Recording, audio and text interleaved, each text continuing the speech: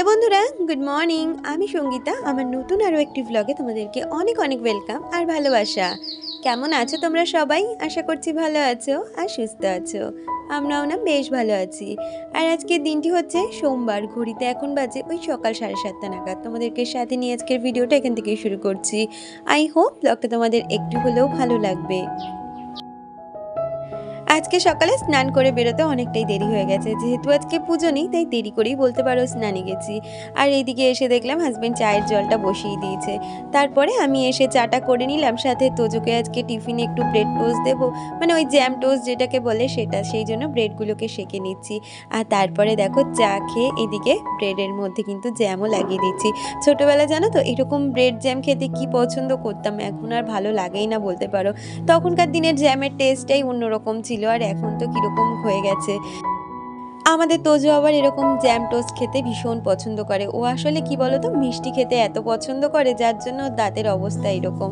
আর মাঝে মধ্যে এরকম একটু অল্টারনেটিভ করে টিফিন দেওয়ার চেষ্টা করি। আজকে যেহেতু সোমবার তাই অন্য কিছু বানিয়ে দিলাম না, আর না হলে হয়তো কিছু কিনে দিতে হতো, কেক আর বিস্কুট। তো ভাবলাম আজকে ব্রেড টোস্টই দিয়ে দিই। আর এদিকে টিফিনটা গুছিয়ে সোজা চলে এসেছি তোজোর ব্যাগটা গুছিয়ে নিতে। আর ওই যে দেখো বাবু ওইদিকে জামা কাপড় গুছাচ্ছে যেগুলো পরে স্কুলে যাবে। এত বড় হয়ে গেছে এখন আর আমাদের জানো তো রেডি করাতে দেয় না।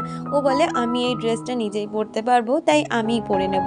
আবার এসে নিজেই চেঞ্জ করবে, জায়গা মতন সমস্ত কিছু গুছিয়ে রেখে দেবে।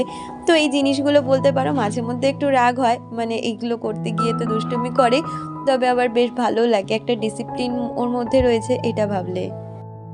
আর মিতালিদি সব সময় কমেন্ট করো তুমি তোজোকে আমার ভিডিওতে কম বেশি দেখাতে, তাই চেষ্টা করি তোজোকে দুষ্টুকে আমার ব্লগে প্রতিদিন একটু আধটু রাখার। আর ওইদিকে দেখলে হাজবেন্ড তোজোকে নিয়ে বেরিয়ে গেছে। এখন জানো তো আমাদের না গাড়িটা যে দিত আগে পাড়াতেই আসতো, এখন গাড়ি আর পাড়া অবধি ঢোকে না। যেই হাজবেন্ড কয়েকদিন এগিয়ে দিতে শুরু করেছে এখন ওই এগিয়েই দিতে হয়। মানুষ না এত সুযোগ সুবিধাভোগী হয়ে গেছে এখন, কোনো মানুষ যদি একবার সুবিধে পেয়ে যায় না, সেই সুবিধে নিয়েই সে চলতে থাকে, পরের মানুষের সুবিধে অসুবিধে দেখার প্রয়োজন মনে করে না। আর আমার হাজবেন্ডটাও আছে তেমন। ও প্রতিদিন বলে আমি তো ছেলের যখন যাই সেই সময় তো বাজার করতে বেরোয়, তো আমি একটু এগিয়েই দিয়ে আসি, কি আর করা যাবে। এদিকে কিন্তু পয়সা আমার একটাও কম নেবে না, এদিকে আমাকে আবার এগিয়েও দিয়ে আসতে হবে। আসলে আমার হাজবেন্ডটাই ঠিক নয় জানো তো, এত পরোপকারী, নিজের মধ্যে না ভীষণ মাথা গরম হয়ে যায় আমার। তো যাই হোক, কথা বলতে বলতে ওইদিকে তো তোজো বেরিয়ে গেছে। আর সকালে যে জামা কাপড়গুলো ধুয়ে দিয়েছিলাম, ওই যে বললাম আজকে আমার স্নান করে বেরোতে বেরোতে অনেকটাই লেট হয়ে গেছিলো। আর তারপরে তো আমি তাল খুঁজে পাচ্ছিলাম না কি কাজ কোনটা করব আগে, তাই ভেবেছি তোজো বেরিয়ে যাওয়ার পরে এই জামা কাপড় মেলে দেওয়ার কাজটা করব। এই কাজটা করতেও তো অনেকটা সময় লেগে যায়, তাই তোজো বেরিয়ে গেছে, হাজবেন্ডও চলে গেছে। এখন ঘর বাড়ি ফাঁকা, এখন নিজের মনের মতন করে সমস্তটা কাজ করে নিতে পারবো যতক্ষণ না হাজবেন্ড আসছে। আমাকে হ্যাপি ইজি কুকিং চ্যানেল থেকে দিদি কমেন্ট করেছে, সে লিখেছে তোমার ব্লগ আজ প্রথম দেখলাম, খুব ভালো লাগলো। তো থ্যাংক ইউ সো মাচ দিদি, এইভাবে তুমি আমার চলার পথে সবসময় থেকো, এটাই আশা করব। আর ওইদিকে দেখো আমি কিন্তু বাইরে যে সমস্ত কাজগুলো ছিল, যেমন জামা কাপড় মেলা, আর কিছু কিছু জামা কাপড় থাকে যেগুলো তো প্রতিদিন ধোয়া হয় না, কিন্তু একটু যদি রোদ্রে মেলে দেওয়া যায় তাহলে কিন্তু গন্ধ গ্যাস অনেকটাই কেটে যায়। যেমন আমার হাজবেন্ডের প্রতিদিনের অফিসের ড্রেসটা আমি সকালবেলা করে উঠে রোদ্রের মধ্যে দিয়ে দিই।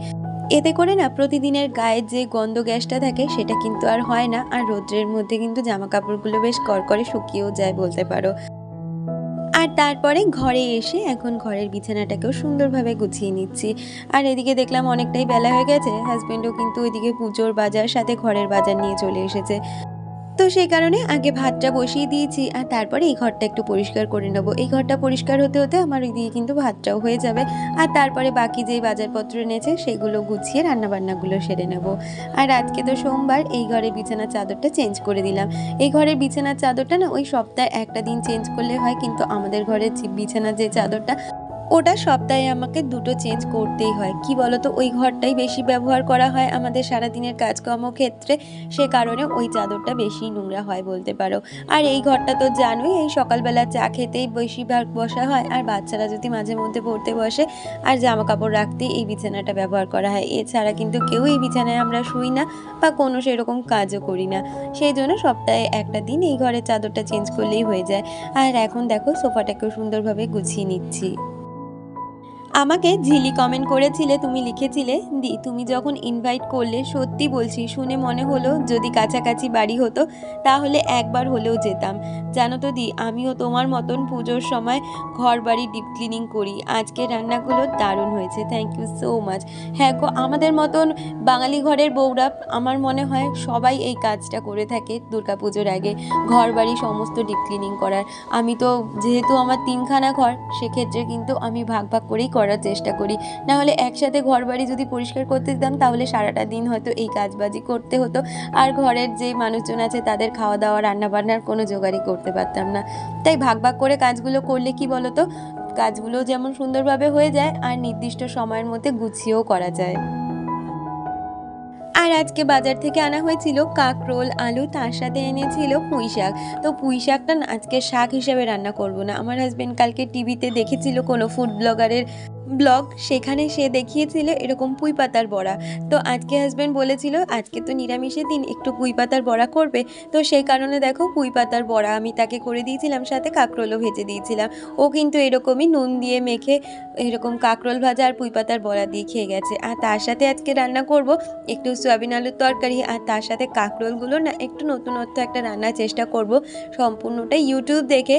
তবে কি জানো তো, খুব একটা যে ভালো হয়েছে সেটাও বলবো না, আবার খুব যে খারাপ হয়েছে সেটাও বলবো না, একটা অ্যাভারেজ রেঞ্জের রান্নাটা হয়েছে। আর আজকে রান্নাবান্না বেশিরভাগটাই যেহেতু ভাজা পোড়ার ওপর, তাই জন্য রান্নাটা ভেবেছিলাম দুপুরের দিক করেই করব। সকালের দিকে শুধু সয়াবিনটা করে রেখেছিলাম, সাথে কাঁকরোলটা সিদ্ধ করে রেখেছিলাম। আর মাঝে যেই সময়টা ছিল সেইখানে আমি ভিডিওর অনেকটা কাজই সেরে নিয়েছি। আর এখন ঘড়িতে বাজে ওই 1টা নাগাদ, আগে গিয়ে উচ্ছে ভাজাটা বসিয়ে দিয়েছি। আর এদিকে জামা কাপড়গুলো শুকিয়ে গেছিলো, তাই এখন জামা কাপড়গুলো তুলে নিচ্ছি। আর এগুলো এখন ভাঁজ করে তারপরে আবার যে রান্নাঘরের বাকি কাজ আছে সেগুলো সেরে নেব। আর এর মাঝে জানো তো তোজও চলে এসেছিল, তো দেখলাম অনেকটাই বেলা হয়ে গেছে, তাই এবারে ঝপাঝপ করে রান্না করব। কিন্তু এই কাজটাও ফেলে রাখলে হবে না বিকালবেলা করে। বিকালের জন্য না বেশিরভাগ কাজ জমিয়েই রাখতে চাই না, বিকালটা বলতে পারো আমি নিজেকেই অনেকটা সময় দিই, একটু ফোন দেখা, টিভি দেখা, অনেক অনেক ওয়েব সিরিজ যেগুলো আমি দেখতে পছন্দ করি, ওই দুপুর থেকে ওয়েব সিরিজগুলো দেখা শুরু করি, সেই বিকাল অবধি দেখি। তারপরে আবার তোজোর পড়া থাকে, সন্ধে দেওয়া, এই কাজগুলো থাকে যেহেতু, তাই আর জামা কাপড়ের কাজটা ভাবে কি যে সকালবেলা করেই এই শুকিয়ে গেলে যদি করে নিই তাহলে অনেকটা ঘরও পরিষ্কার থাকে আর কাজটাও আমার এগিয়ে থাকে। আমাকে মিতালি দিয়ে একটা কমেন্ট করেছিল কালকের ব্লগে, দিদি লিখেছিল খুব ভালো লাগলো, তোমাকে আমি একটা কথা বলি, তুমি আমাকে দিদি বলো তো, তাই বোনের মতন করে বলছি, ধৈর্য রাখো, ভগবান শ্রীকৃষ্ণ কৃপা করবেই। আমার ছোট্ট এক ফালি রান্নাঘর ছিল যেখানে একজনের বেশি দুজন দাঁড়াতেই পারতো না, কিন্তু এখন ভগবানের আশীর্বাদে আমার একটা মডিউলার কিচেন হয়েছে। তাই জন্য বলছি তোমারও মনস্কামনা খুব তাড়াতাড়ি পূর্ণ হবে, ভগবানের ওপর বিশ্বাস রাখো। অনেক কথা বলে ফেললাম, মনে কিছু করো না। না গো দিদি, তোমাদের এই কথাগুলো শুনলে বিশ্বাস করো আমি যেই নেগেটিভ হয়ে যাই মাঝে মধ্যে, তোমাদের এই কথাগুলো শুনলে আমি একটা কিন্তু পজিটিভ ভাইবস পাই, যে মনে হয় হ্যাঁ আমারও একদিন সেই স্বপ্নটা পূরণ হবে যেটা আমি চাইছি। সবার যখন ভগবান কথা শোনে, আমার কথাও ভগবান নিশ্চয়ই একদিন না একদিন রাখবে। আর কি বলতো, আমি মনে করি জ্ঞান তো হয়তো কখনো সজ্ঞানে কারোর ক্ষতি করিনি, তো তাই আমারও হয়তো ক্ষতি হবে না। আর সব কিছু যেহেতু সময়ের ওপর নির্ভরশীল, নিশ্চয়ই সময় হলে আমার মনস্কামনাও ভগবান হয়তো একদিন না একদিন পূরণ করবে। তো এই মনোবিশ্বাস নিয়েই এখনো পর্যন্ত বেঁচে আছি। আর ওই যে বলে না, মানুষ কিন্তু আশাতেই বাঁচে, যখন মানুষের জীবন থেকে আশা শেষ হয়ে যাবে মানুষের আর বেঁচে থাকার কোনো রসদই থাকবে না, তো সেই রকমই বলতে পারো।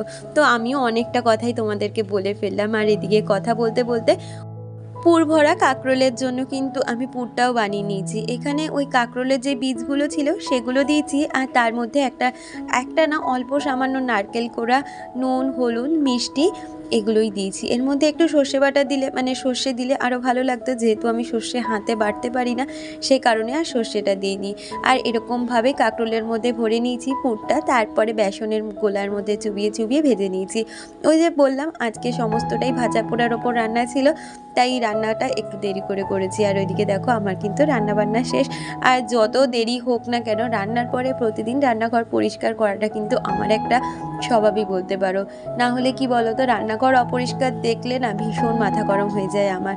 সেরকম ঘর বাড়ি নিজে কখনো অপরিষ্কার অপরিচ্ছন্ন থাকি না, তো তাই ঘর বাড়ি রান্নাঘর কোনোটাই অপরিষ্কার অপরিচ্ছন্ন রাখতেও পারি না, দেখতেও পারি না। আর এদিকে দেখো রান্নাঘরটাও কথায় কথায় পরিষ্কার হয়ে গেছে।